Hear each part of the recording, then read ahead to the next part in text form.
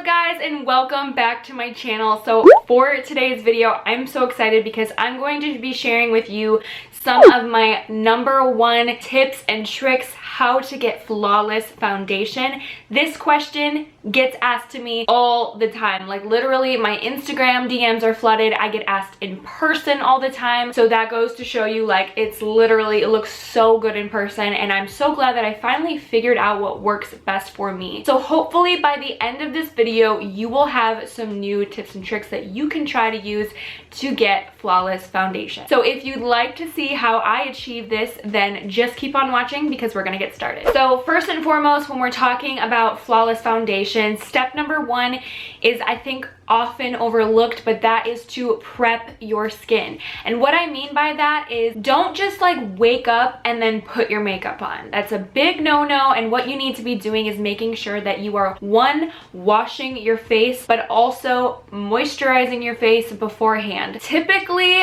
for my morning routine, I just use a gentle cleanser. I typically use the Somerville ExfoliKate cleanser.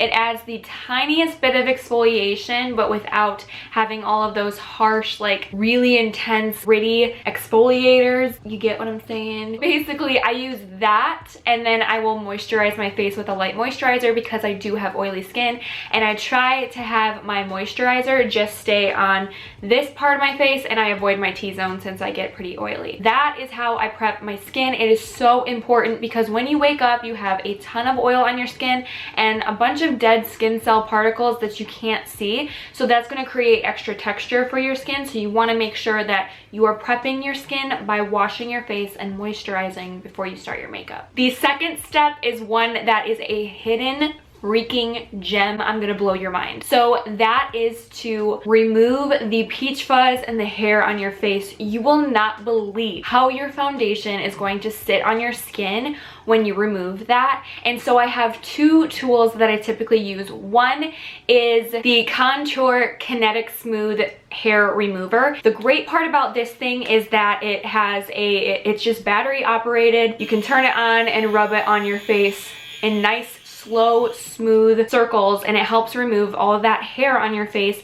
And you guys, it is a myth that if you take the hair off your face that it will grow back darker and more like stubble. That is a total myth, and it's not true. Trust me, I've been doing this for months now. So I use this, but this also does come with an exfoliating head as well. So at night, if you wanted to like exfoliate your skin once a week or whatever with this, you can do that as well. So I really like this tool. This is not sponsored by any means. I just really like this, and I really truly do use this like once a week in order to get like all that peach fuzz off my skin. Now the second idea is, you could go to a spa or salon to get professional dermaplaning, but Schlick has little dermaplaning blades that you can purchase, and they're really inexpensive. I think I got mine on Amazon for like maybe like $4 to $8. I can't even remember.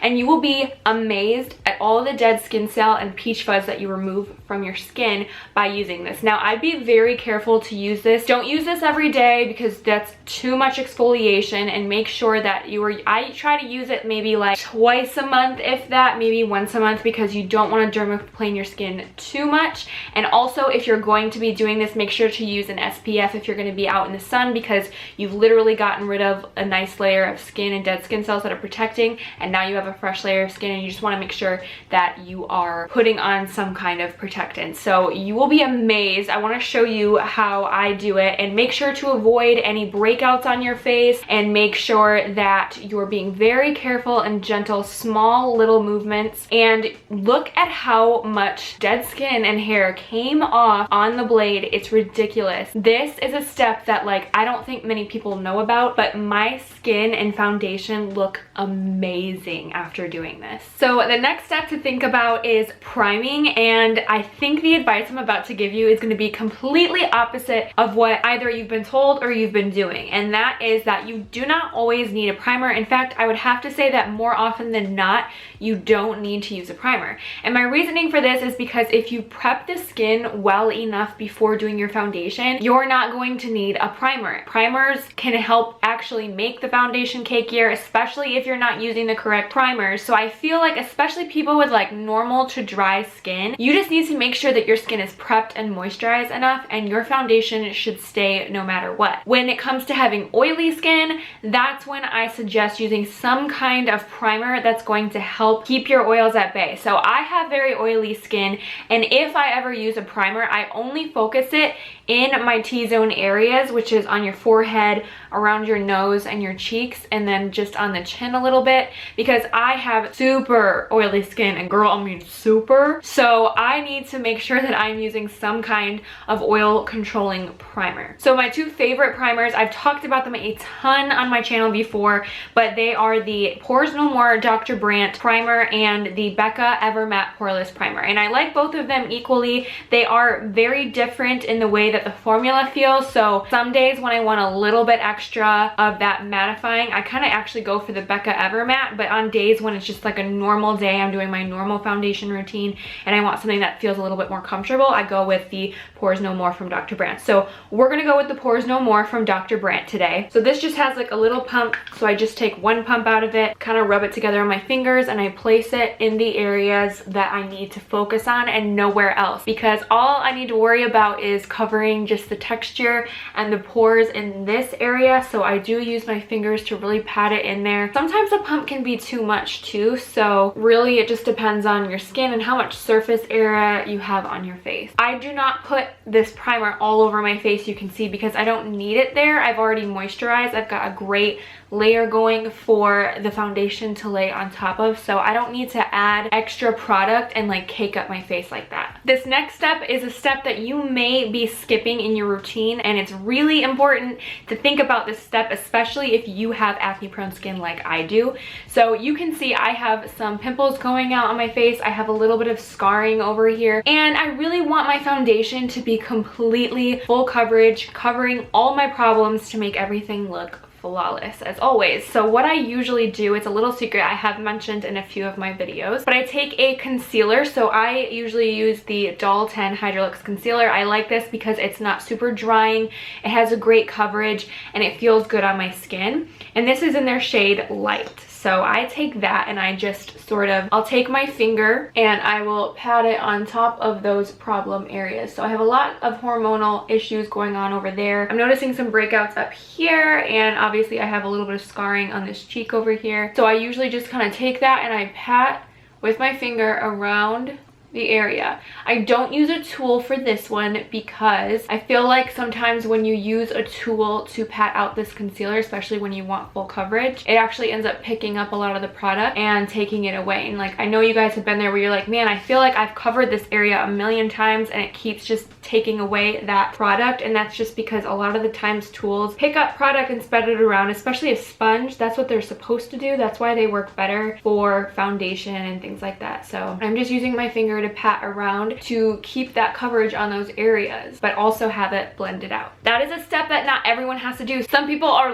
really blessed and they don't worry about breakouts and it's not a big deal. I am not blessed like that, so I have to do this, and that's what helps with some flawless coverage. My next tip of advice is one that I think is so often overlooked that it drives me wild that people forget this step. So you guys know it's really important what tools you're using, and I'll get into what tools I use, but it's even more important that you're cleaning your tools after every use. You're not gonna get the same flawless application when you're using a dirty tool versus a clean one. It's just not gonna happen. Even if you go a week without cleaning it. Honestly, for foundation brushes, foundation builds up quickly in tools, and if you're not washing your brushes, not only are you going to be giving yourself more breakouts, but your foundation will not apply as seamlessly and smooth as possible. If you guys want to see how I clean and disinfect my tools and my brushes, if you want like a video about that, put that down below in the comment section and let me know if that's something that you would want. But yeah, you need to be cleaning your tools every single time.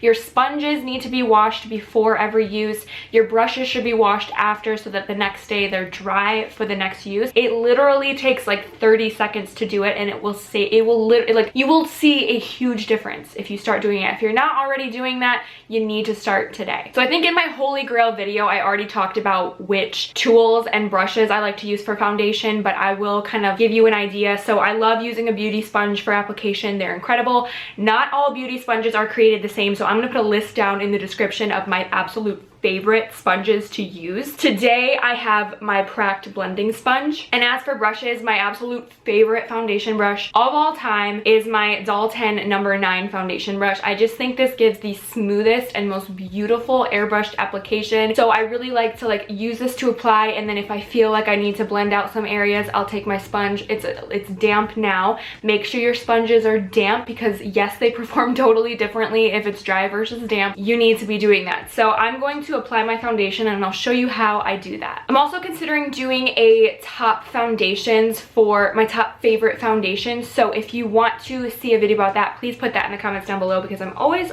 wanting to know what you guys want to see. So today I'm using my Estee Lauder Double Wear Foundation. This has a very full coverage and I'm telling you, it stays all day, honey. Like, it is all day long, and I feel like I have the oiliest skin in the world. So the fact that I found a foundation that stays all day and doesn't give me trouble, like, I'm living for it. Just saying. So I'm gonna take my Doll 10 brush, and the next tip I'm gonna give you is application. So I think a lot of people just go in wherever they feel like with foundation, and then they wonder, like, why does my foundation look cakey?